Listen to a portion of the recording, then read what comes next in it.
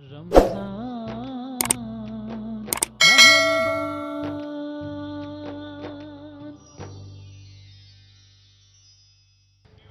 Back. ہمارا اگلا segment جس میں ہمارے علماء کرام ہمیں جوائن کرتے ہیں اور ایک دینی اعتبار سے میری بھی تربیت ہوتی ہے، آپ کی بھی تربیت کی جاتی ہے اور کسی ایک موضوع کے اوپر گفتگو کی جاتی ہے. علماء کرام نے مجھے جوائن کیا ہے، ان کا تعارف میں آپ کو کروا دیتا ہوں. میرے ساتھ تشریف رکھتے ہیں علامہ طاہر ریحان عباسی صاحب. عباسی صاحب بہت شکریہ میں جوائن کرنے کے لیے، بہت مہربانی. آج کا جو موضوع ہم نے رکھا ہے علامہ صاحب وہ ہے علم نجوم.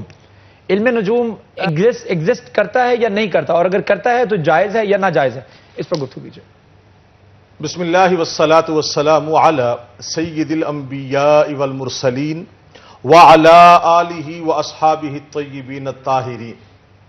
شیراز بھائی، یہ جو علم نجوم ہے یہ حضرت ادریس علیہ السلام کے زمانے میں شروع ہوا ہے.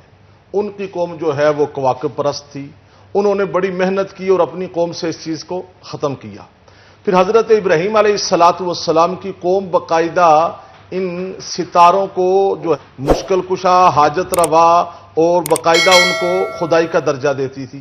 تو حضرت ابراہیم علیہ السلام وہ اس کے لیے بڑی محنت کی اور اپنی قوم کے عقائد کو صحیح فرمایا. بنیادی طور پر بحیثیت مسلمان ہر ایک کا عقیدہ ہونا چاہیے کہ اللہ خالق کل شیء، کہ ہر چیز کو پیدا کرنے والا اللہ رب ہے. ہر چیز کو پیدا کرنے والا اللہ ہے. یعنی اگر کوئی سورج ہے، ستارے ہیں، شمس و قمر ہیں، شجر و حجر ہیں، بر و بحر ہیں، جو کچھ بھی ہے سب کو پیدا کرنے والا اللہ رب العالمین کی ذات ہے. اور دوسرے نمبر پر یہاں پر عقیدہ بڑی بنیادی چیز ہے. عقیدہ بڑی بنیادی چیز ہے کہ ہمارا عقیدہ کیا ہونا چاہیے ان کے بارے میں. دیکھیں، ایک ہے عمل اور ایک ہے عقیدہ. یہ دو چیزیں. عمل کہتے ہیں آپ نے کلمہ پڑھا، نماز پڑھی، قرآن پڑھا، تلاوت، ذکر، فکر، روزہ، زکوٰۃ، حج، جتنے چھوٹے بڑے اعمال ہیں یہ عمل ہیں. مرنے کے بعد عمل میں کمی رہ گئی تو وہ پوری ہو سکتی ہے. آپ میرے لیے دعا کریں گے، میں آپ کے لیے دعا کروں گا، کوئی بھی دعا کرے گا تو اللہ تعالیٰ اگر عمل میں کمی رہنی نہیں چاہیے، ویسے اگر رہ گئی تو وہ دعا سے پوری ہو سکتی ہے. مگر عقیدے میں کمی رہ گئی تو وہ عقیدے والی کمی نہیں پوری ہو سکتی. اگر ایک بندہ یہ عقیدہ لے کے مر گیا کہ یہ جو ستارے ہیں، نجوم ہیں، یہ مؤثر ہوتے ہیں، ان کا حالات پر جو ہے وہ فرق پڑتا ہے، یہ حالات کو بدلتے ہیں، فلانا ستارہ طلوع ہوگا تو یہ فائدہ ہوگا، غروب ہوگا تو یہ فائدہ ہوگا، اگر جو ہے وہ ان کے جو اوقات ہیں، وقت ہیں، صبح کا ستارہ شام کا، اگر اس نے ان کو مؤثر مانا اور یہ عقیدہ لے کے قبر کی پتال میں چلا گیا تو قبر میں عمل کی کمی تو پوری ہو جائے گی، عقیدے کی کمی نہیں پوری ہوگی. بخاری شریف کے اندر امام قتادہ رحمۃ اللہ علیہ نے کا قول ہے کہ ان نجوم کو، ستاروں کو اللہ رب العالمین نے 3 مقاصد کے لیے پیدا فرمایا. 3 مقاصد کے لیے. سب سے پہلا مقصد جو ہے وہ آسمان کی زیب و زینت کے لیے. آسمان کی زیب و زینت اچھا، آسمان کی زیب و زینت کے لیے. دوسرے نمبر پر فرمایا کہ ان کو اللہ رب العالمین نے پیدا فرمایا شیاطین کو بگانے کے لیے. شیاطین کو بگانے کے لیے. اور تیسرے نمبر پر اللہ رب العالمین نے جو ہے وہ بر و بحر میں، خشکی و تر میں راستہ معلوم کرنے کے لیے انہیں پیدا بتاتے ہیں. اب یہاں پر یہ علم نجوم کی 3 قسمیں ہیں. وہ ذرا میں اس کی ایکسپلین کر دوں تو بات جو ہے وہ صحیح سمجھ آ جائے گی. پہلی قسم، اگر کوئی بندہ یہ عقیدہ رکھتا ہے کہ یہ جو ستارے ہیں یہ ہمارے حالات پہ مؤثر ہوتے ہیں، ہمارے حالات کو بدلتے ہیں، اگر کسی نے ایسا عقیدہ رکھا، ایک مسلک نہیں 2 مسلک، تمام مسالک کے فقہا کہتے ہیں کیا ہوگا؟ اس بندے نے قوم ابراہیم کے شرک جیسا بڑا شرک کیا.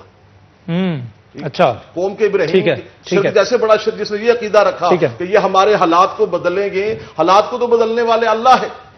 حالات کو بدلنے والا کیا ہے؟ اللہ ہے.